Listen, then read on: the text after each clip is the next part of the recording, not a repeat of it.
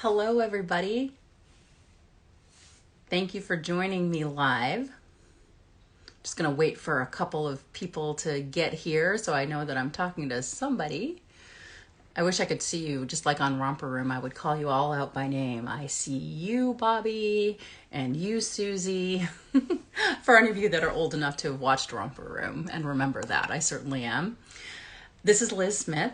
I am the president of the St. John's Boosters Business Association in St. John's, Portland, Oregon, and coming to you live from my living room. Hello, and welcome to the last Friday in February. Boy, that month went fast and also was jam-packed by so many things like, oh, I don't know, an entire winter in 1 week.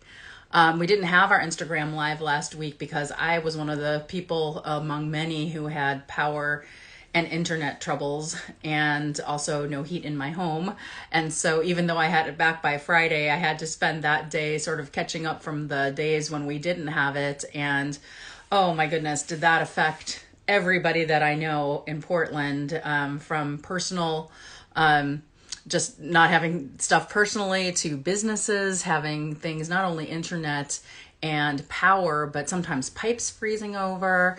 And I am amazed at how quickly everybody was able to recover and come back from that because, just one more challenge in, the 2 years of challenges we've been in for sure. But it's so nice to see everybody coming back. And, we're getting these little signs of spring, like sunny days like we had this morning, plus a rainy day. It's Portland. It's the hold my beer while the weather changes state. So I wanted to let you all know about something really neat St. John's Center for Opportunity has. I'm going to show it to you before we get started. And they used to have a jobs board. So you could, if you were a job seeker, you could look on the jobs board to see what local jobs are existing. Or if you are a business, you can send in your open positions and they'll post them on the jobs board. So that has been newly resurrected, and you can find that at stjohnsopportunity.org. And you go into the tab that says job seekers, which I'm going to do right now. And then it says jobs in St. John's. And then you get to this, it's going to be hard to see, but you get to this page, looks like that. And then there are a ton of current openings listed. I don't know if you guys can see that, but I know a lot of people are looking for work right now. Either their business isn't operating as normal and they need something temporary, or they're just generally looking for work. So it's a really nice resource I wanted to make sure that people knew about. And with that, I will tell you about this Instagram Live series. This is a series that was started as a social media campaign by Venture Portland to focus on not only small businesses, but the people who own them and their staff, to remind us all that when we support a small business, we support people, possibly your neighbors. And this is what that campaign looked like. And we did it for the boosters also, but I am very much missing the in-person interactions and just hanging out and just, talking to my friends who are store owners and finding out what's going on with them. So I'm hoping that this gives everybody a nice chance to be able to hang out together, be able to at least listen in on a conversation with me and a business owner and get to know somebody a little bit better. So it's a different kind of connection. It's a different type of interaction, but it is something. And for that, we are grateful to have these methods of doing that. So what happens here is that I open up the Instagram Live. I see you all in there signing on. So I'm waving back at you. Thank you for joining. And today we have Matt Hensel from 45th Parallel Wines, one of our businesses that is on Lombard, right in the heart of the business district. And he has requested to be let in the room. So I'm going to go ahead and let's see, to join, and hopefully he will join shortly and we will have a conversation. I hope you've been enjoying these. If you've missed out on some of them, hey, Matt. Hey, Liz. You can find them in our Instagram TV channel. I love that we have this like little TV channel on Instagram. Sorry, I was like awkwardly right in the middle of a sentence. So I just decided to keep going with that. So how are you? Look at you. You're in your shop, right? Good. Yeah, I'm in the basement. I'm hiding out. Coming to you live from the basement. Live from the basement. I love it. So if anybody's looking for Matt, he's in the basement. Usually true. It's nice to see. I haven't seen you without a mask for a while because the I know times I've gone in, it's like you and me, talking through our masks. So it's nice to see the bottom half of your face. I'm it's forgetting still what people's bottom half of their faces look like sometimes. it's still there. I had a pretty ridiculous beard for a while, and I decided it's time to do some grooming again. Right. Because, you don't have to. It's only for No, you. It's that's only, it doesn't matter anymore. It could be green for all we knew. And why not, right? I tried to dye it purple, true story, but Did you?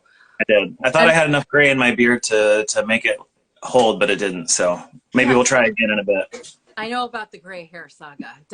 Gray hair is different than other hair. It does what it wants. It It's sure just the does. hair. It doesn't want to be purple. It doesn't want to be cool. It wants to be gray. It does.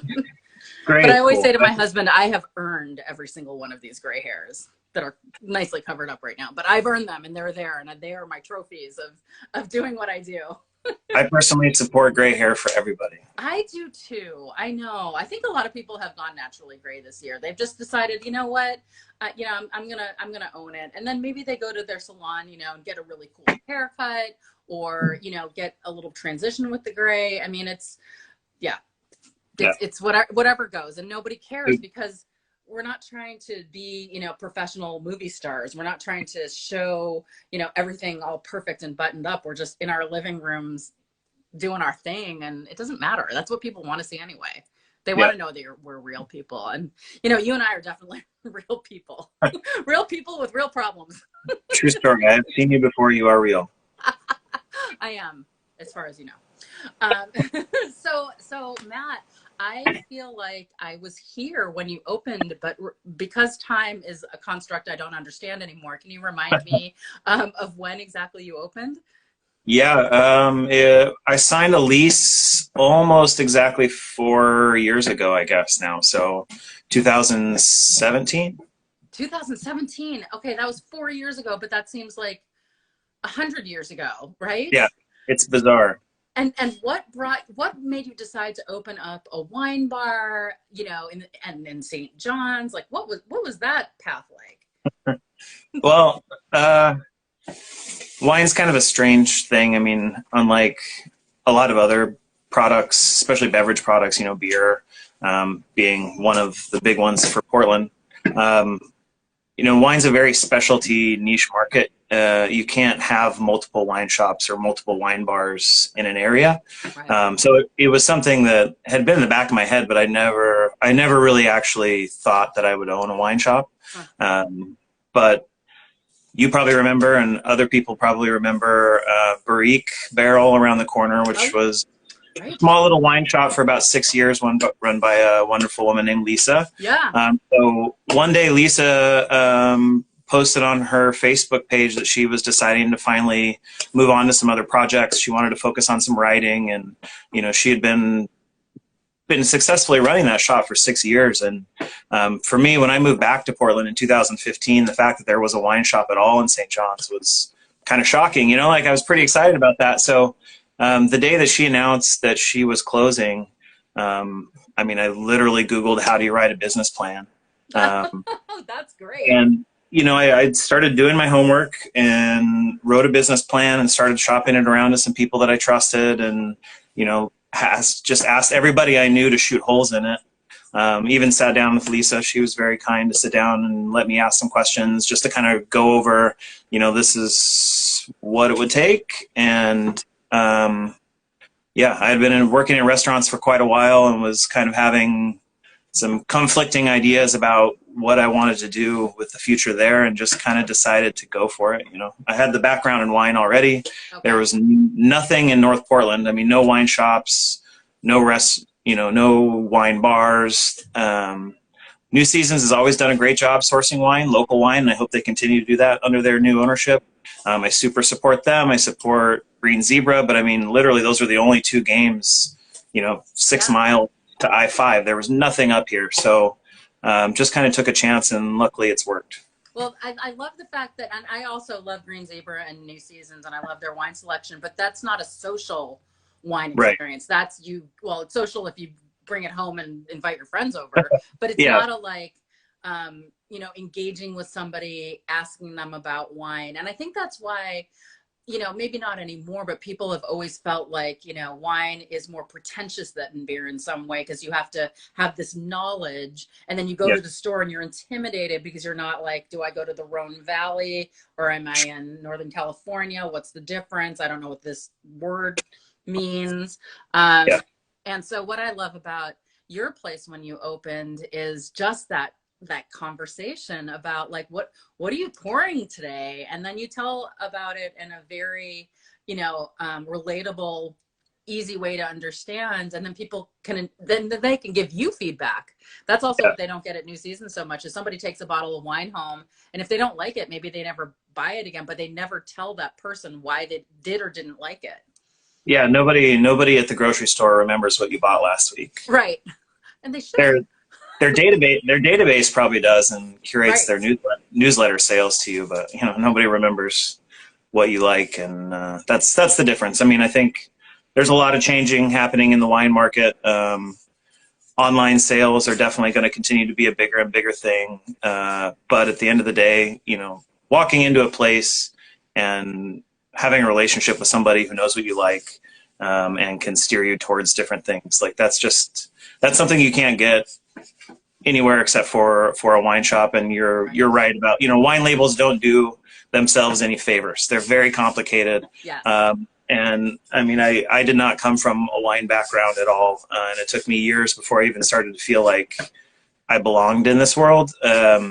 And still trying to decipher a wine label can be challenging after over a decade in the business. So you should never ever feel bad as a consumer if you don't know what to buy or what you're buying, or it's a mess. Oh, I almost purely buy wine by the artwork on the bottle. I'm not ashamed to admit it. I'm like, that's cool artwork. Maybe this is a cool wine. I All right, encourage people to do sold. that. It's in my price range. Sold. When people come into the shop, I encourage them to do that, because if you're in a shop where it's well curated, start with the label first. If you don't know what you're looking for, start with a label, and then ask me or ask Cassandra, like, what is this wine, and we'll tell you. Nice. I love it. Well, I'm certainly, right when you opened, it turns out a lot of people in St. John's really love and drink wine. From the people that I would see constantly in the shop, either shopping or just talking or looking at art. And one of the things I wanted to ask you was, you definitely support local art. What is that something that's meaningful to you? Like, what made you decide to have that as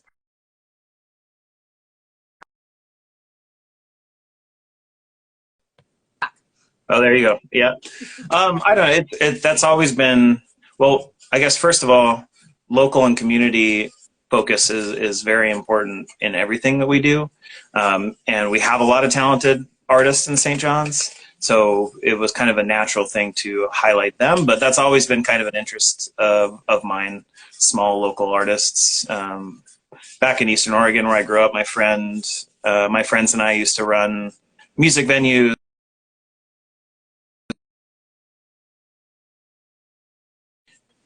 I keep going offline? We're just gonna have to Okay. like pray to the internet gods. Hey, Sorry, but that's the I way can hear what you're saying, so keep going. okay, good. Yeah, that's the way it goes. We just have plenty of options here in the neighborhood, so it's just nice to give them a space. We ended up with a space that, especially our first couple of years, was much bigger than we could fill. Mm-hmm. So just inviting artists in to fill that space, I mean, that was always my least favorite and favorite time of the month. The end of the month, when an artist would take their stuff down, and then that 24-hour period where I had to wait for the next artist to come in, the walls just so bare. But you never know what we were going to get. I mean, we have some incredible artists here, like, Yeah, you've introduced me to some artists that I never would have known, or I've seen artists that I do know in a new way because I finally get to see the scope of their artwork all at yeah, once. And also, I should mention that you do a photography show too, which is really yeah. different and cool. That was fun. I mean, that's all Blue Moon. They've been doing that customer show for almost 20 years, and I'm really excited. They've got their own bigger space now behind the shop. So I think whenever things open back up, I imagine the bulk of their show will probably move there. We were Sure. super happy that they asked us to do that the first year, and it was one of the most fun events that we did in the shop every year. I mean, I met people from Germany that flew in for that thing. I mean, Wow. I don't think Blue Moon's been in the neighborhood for almost 20 years, and it's amazing how many people live here and have lived here for a long time and don't understand what that place is and how big they are. I mean, they're probably one of the biggest employers on Lombard. I mean, they have over Yep. 20 people working there And full time. and a destination. I mean, people come from all over to go there. I mean, where else are you going to find another shop like that? Not only just in Portland, but anywhere. It's so unique and Crazy. unusual, and we're so lucky to have them. But Yeah, and yes, this, you could easily miss it. They're so humble. It's just this little storefront, and you often see people standing outside because now during COVID, they have to wait. But yeah, it just tells you how many people go there, and it's not, thank goodness it's not a lost art. It's an art that people still embrace, and especially it's yeah, such a St. John's type of thing to embrace, both the old ways and the new ways of expressing yourself through photography. yeah.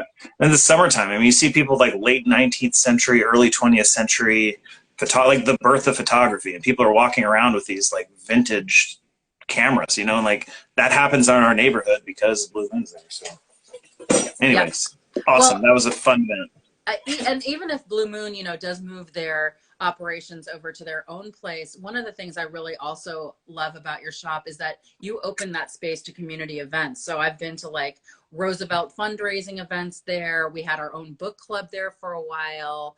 Yeah. All kinds of different things, and people just know you as that space that they can say, hey, we want to have a small event, can we do that here? And I imagine more often than not you say yes. Yeah, we try to open it up to the space, to the community. I mean, if we have the space and it's not being used, why not? Yeah, that's great. Yeah, it's fun. And it's fun to just see different groups in there, promoting it because of your location being so central. It's really easy to be like, hey, what's going on at 45th tonight? I see a bunch of people in there. And then you usually see, the sandwich board, and it's like, oh, they're having this event. And you can still just walk in. It's not Yep. it's not usually closed, which I love too. You can still walk in and, get your bottle of wine or sit at the counter while We the other group is enjoying their event. So that's the plus of having a huge space. we've done very few private events, and I will do even less in the future. I'm not a fan of that. Like the space is part of the neighborhood, Oh, and great. if you're closed for a private event, that might be good for business that night, but it's not good for the neighborhood. It's the neighborhood spot. I love it because, again, it's such a not elitist attitude. It's not like, oh, well, these people, have paid this money or got their reservation in first, so they're going to get priority over the rest of the neighborhood. You're like, nope, everybody together. It's Still love you. everything. That's everything I hate about the wine world. It really Yep. is more of it's more of a U.S. based mindset. We didn't grow up with a wine culture. Right. We're realistically only 50 or 60 years into any kind of meaningful wine culture in this country. Yep. And it started out as kind of an elitist sort of thing. And I mean, I certainly grew up that way. I mean, until Yep. until I got into the restaurant business, I did not drink wine. I had a very narrow mind of what drinking wine meant and what the wine world meant. It was very stuffy, and even now I still fight that internally with myself. Like sometimes I hear myself talking and I have to check myself just to make sure I don't sound like an idiot. Well, there's one thing about like nerding out about something that you're really passionate about, and then Yeah, being like, sort of snobby about it. Those are different things. I can nerd out about, Buffy the Vampire Slayer, but it doesn't mean that I don't think that people who don't know as much as I do about it are any lesser than me. It just means that I am just really very interested in all of the details of the right. show. And boy, I just revealed that about myself. So now you all know. Um, Ask me any trivia you want. I'm sure I have it.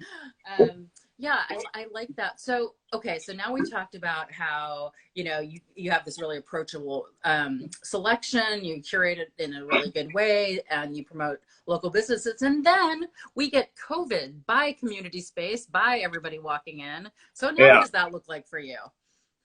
Uh, it was a very strange year. We really had to shift.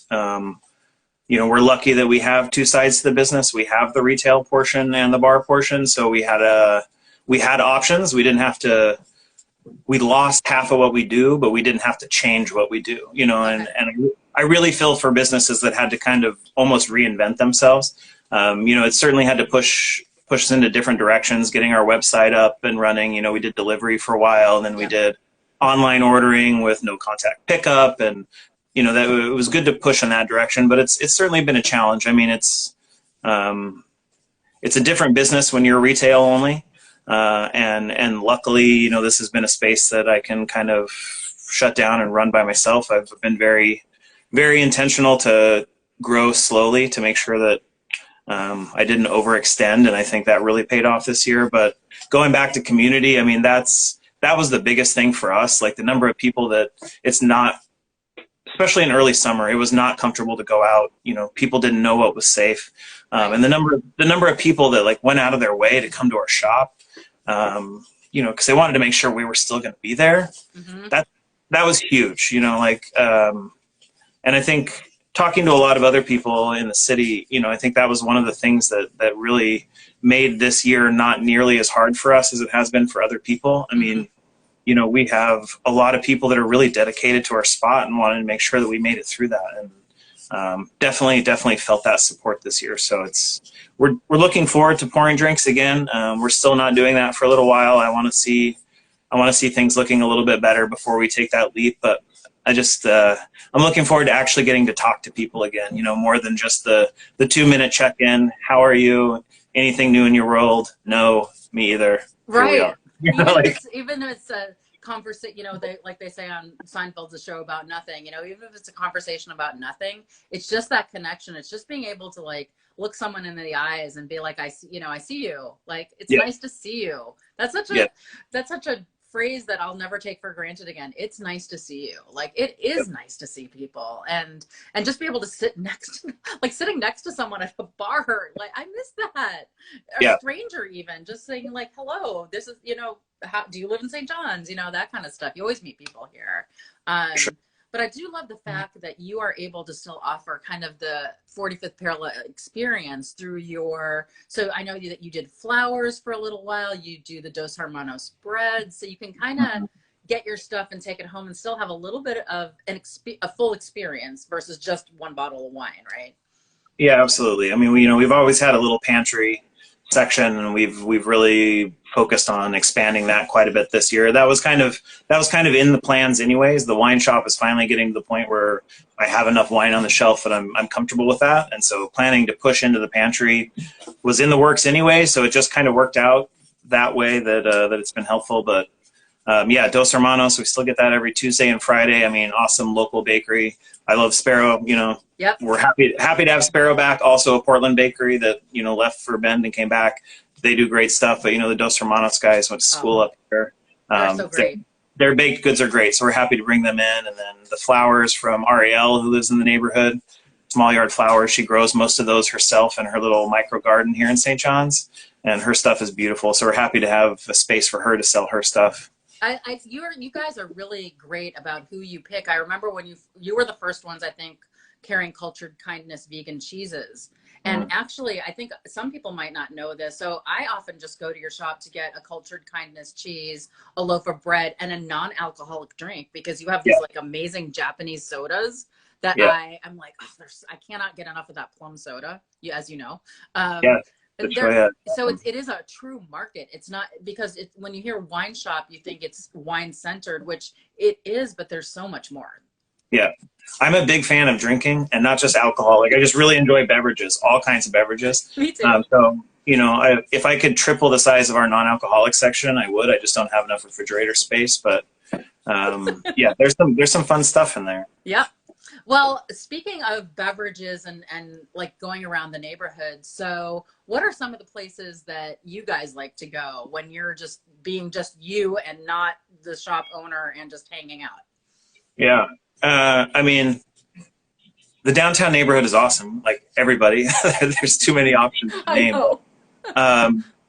You know, I've collected vinyl records my whole life since the 90s, and you know, been going to Vinyl Resting Place for 15 years, since before I moved to DC. That was one of my first reasons to come to St. John's, was Vinyl Resting Place. So having that place is rad.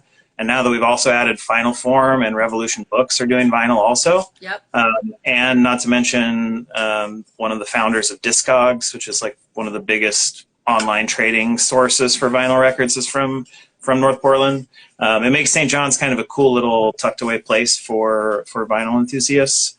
But, you know, I don't know. I try to go everywhere. Blue Moon, we've talked about quite a bit. Yeah. salty teacup or etc. Whenever I need a little gift or something. All the good food, you know. Yeah. When it's open, I'm at Slim's most nights, and I'm actually going out for drinks or something to eat. But I mean, I think we all see each other there. Yep. I run into more business owners on the street now just because hours are, more limited and stuff. So it's nice to see people just on the street, but it's so out of context that I'm like, oh, you're not in your space. You're just a person right now. I'm confused.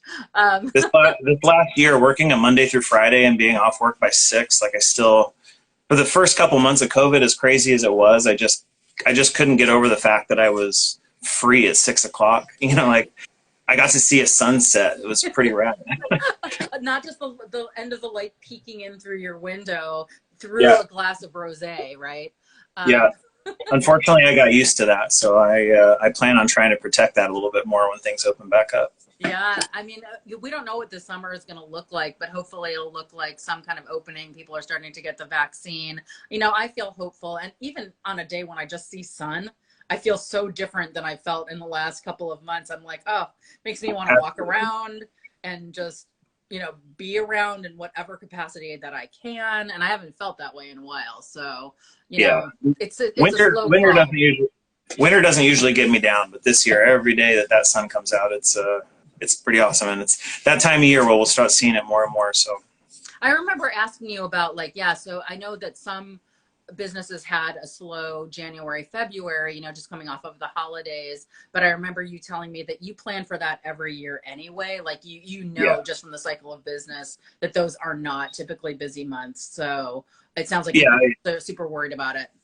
no, yeah. I mean, it's always a challenge. The bar certainly helps that out in most years, but it's not a surprise. I mean, I kind of know the ebbs and flows of the industry pretty well. It mirrors the restaurant world pretty well. But January is always a month of recovery for most people. Right. Doing Whole30 or not Yep. drinking or whatever. So like just naturally, Yeah. a lot of regulars just it's that month off, and like Yep. it's always it's always kind of humbling when they apologize. And it's like, you don't have to apologize. Like, good for you. Like, take a Right. month off for drinking. Like, it's fine. Like, I know you'll be back. We're still here. Yeah. I plan for it. And the whole neighborhood's probably that way a lot. I mean, we have a lot of gift shops. We have a lot of places that January and February, it's just kind of a wet, rainy time in Portland anyways. People are Yeah. kind of hunkered down. If they have kids, it's the middle of the school year. It is what it is. But March comes around, the sun starts to come out. People start to We get out and crawl about. out. We're like, Yeah. oh, sun. People. Yeah. So that it's feeling like, especially after that crazy storm last week. Was that just last week? That feels like Yeah. 100 years ago again. Yeah.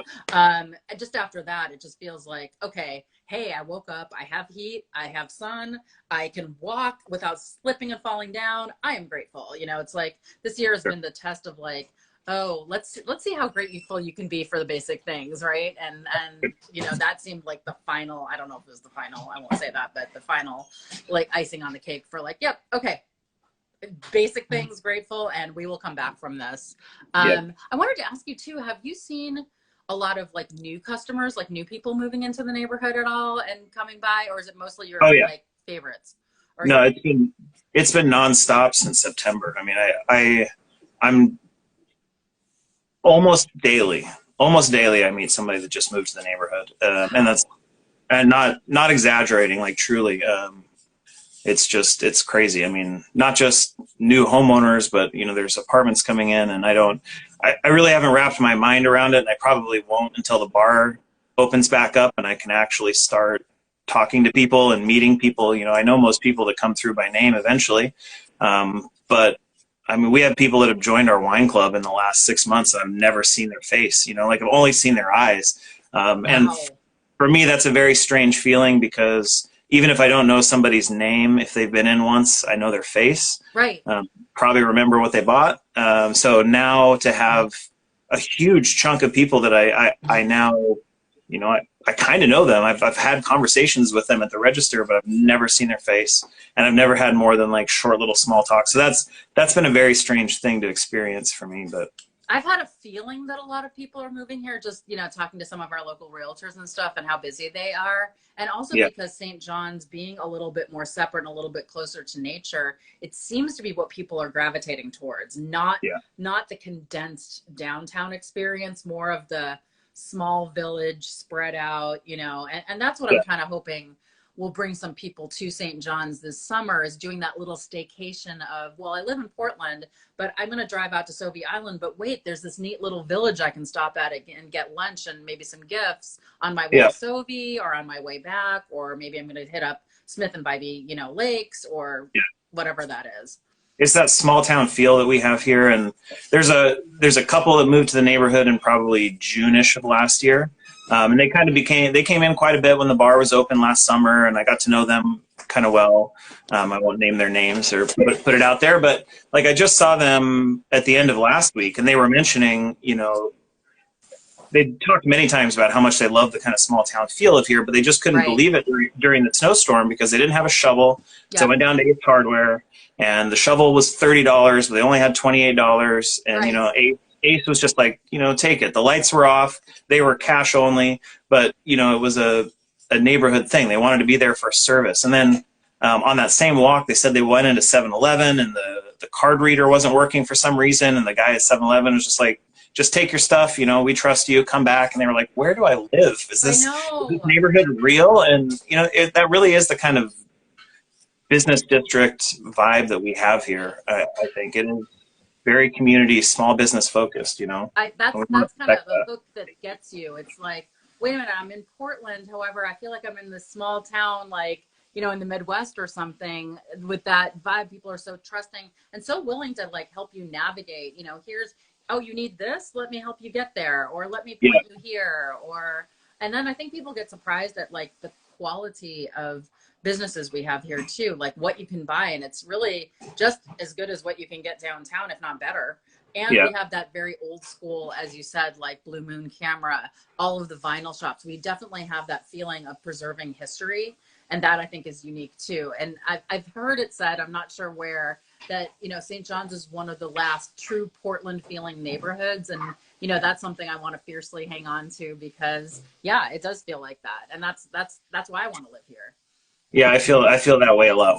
When Shannon and I moved back from DC in 2015, and so much North Williams and Division and all these. I mean, North Williams was just empty lots 10 years earlier. So when we moved back, like St. John's was the last neighborhood that still looked kind of like what we remember. We lived here in the we left for DC in 2008, but prior to that, we lived off a wall over where the New Seasons is now. But this was the neighborhood that we lived in when left, and it still felt very much like the neighborhood we left. A little bit of difference here and there, and change is coming. I mean, this city is changing. It's not.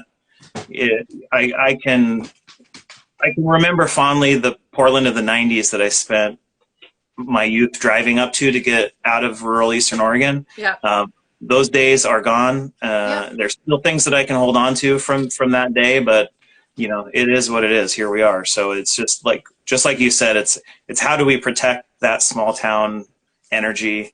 How do we as business owners make sure we maintain a sense of community for this neighborhood and don't let it just become another neighborhood, or just another place to live. You shouldn't. I think when you're in St. John's, I don't want you to ever forget you're in St. John's. I don't want you to look around and be like, which neighborhood am I in now? Because I saw that happen so many times, like in San Francisco, for example. You'd be in a neighborhood that at one time felt like funky and eclectic, and then suddenly you're looking around and there's a bunch of chain stores, and you're like, am I at the mall? Like, what neighborhood is this? And I don't want that ever to happen to St. John's.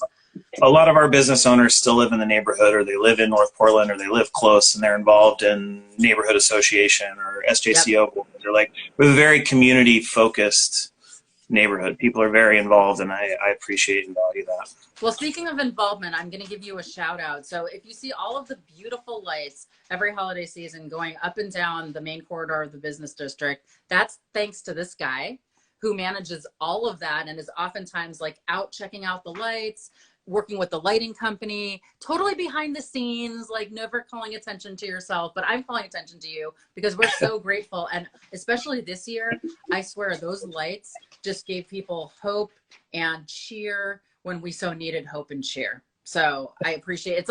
I know it's a lot of work because I talk to you all the time about it, but yeah. It's fun to get up on the rooftops sometimes, but it is nice. It was really nice this year to hear so many people talk about how nice those roofs were, because when it's 30 degrees and raining, it's kind of hard to get the motivation to get on a ladder and get up on a rooftop. But I know. Yeah, it was hard to just motivate to get like pants on, let alone go outside and like deal with stuff. But we appreciate it, and never so much as this last year. I mean, it was just great. I always drive through the district late at night, just to have like a little overview of like, hey, yeah. how's it going here? And those little lights just were like, hello, welcome to St. John's. We're still here. Yeah. Thank you. It was great. Well, Matt, let me, if you want to just let people know like your website address, where you're located, in case there's new people here. I imagine that there are. Tell them where to find you. Instagram, this is a great way. I mean, we do most of our outreach through Instagram, 45th Parallel Wines. We have a Facebook page that's linked to that. 45thparallelwines.com is the website. Usually there's events and things posted when events are things that are happening, which they are not. Right. We'll probably expand the online store a bit. They're starting to open up the ability to ship wine more readily, so that may be something we do in the future. Yeah, we have a newsletter that you might want to sign up for on the website. I don't send it out very often because I hate newsletters that are filled with garbage, but we try to do a little section at the bottom that highlights other things that are going on in the neighborhood. So I love your newsletters. They don't come often, but they're full of really good content, and I always appreciate your perspective. Your personality comes through a lot in your newsletters, so I just really appreciate that. So I highly recommend people sign up for the newsletter. It's a good one. I'm not putting something in your inbox, like no garbage in your inbox. This is one you want. It's like once a month at most. Yeah, you guys are great. Well, Matt, it's been such a pleasure talking to you and being in the basement with you. I don't know that I've ever seen the basement, so that was a treat. Most people haven't. You're welcome. And we're getting comments that are saying love the newsletter, so you've got some fans out there. Not that surprises me in any way. And hopefully I will see you either in person or online soon. Yep, I hope so too. All right, say hi to Shannon for me. I will. Thank you. We'll see you soon, Matt. Thank you. Bye. Bye.